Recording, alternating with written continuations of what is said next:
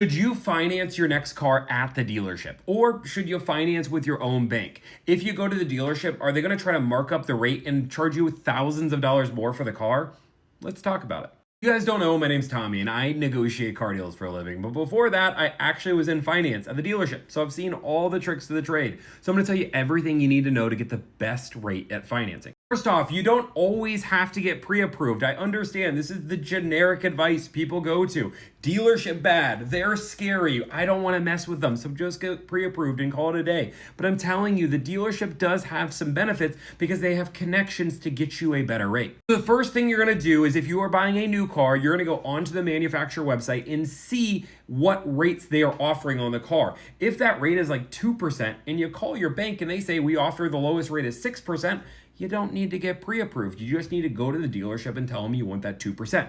Now, anytime we're talking about these rates, these are top tier rates. So you normally need at least a 700 credit score to qualify, but there's so many other things that go into credit. Credit score isn't all of it. I can do that in a whole other video. Now, if there is no special promotional rate, understand you still don't have to get pre-approved. You just need to know what rates are actually available. Now, if you want to get pre-approved, there's no negative side to that other than the time it takes. A lot of people freak out because dealerships send your credit to 15 different places because they say it hurts it. In reality, as long as you're doing one pull within 2 weeks, it doesn't matter if it's one pull or 40 pulls, it's all going to count as one impact to your score. What you're going to do is go do all the research and find the best possible rate you can on the year car you have. For example, I like to use PenFed as a good example, but if you have access to Navy Federal, go out there and find the best possible rate. You want to get pre-approved to give you that peace of mind so you're ready to buy the car, you certainly can, but you don't have to. But you want to take that rate to the dealership. A lot of people will tell you to not tell the dealership the rate because they're going to use it against you or beat it by 0.01%.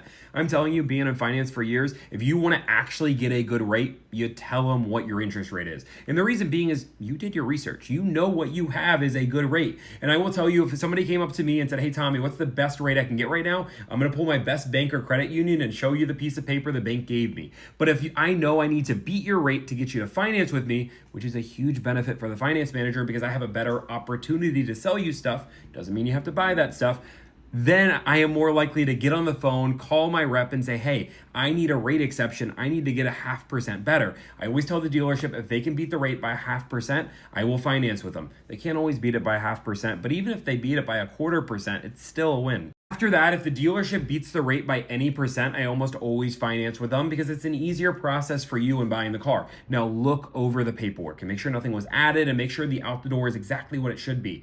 Also, if they do not beat the rate, then I just finance with my credit union. That might take longer to buy the car, but it'll save you money. This is how you get the best rate every time.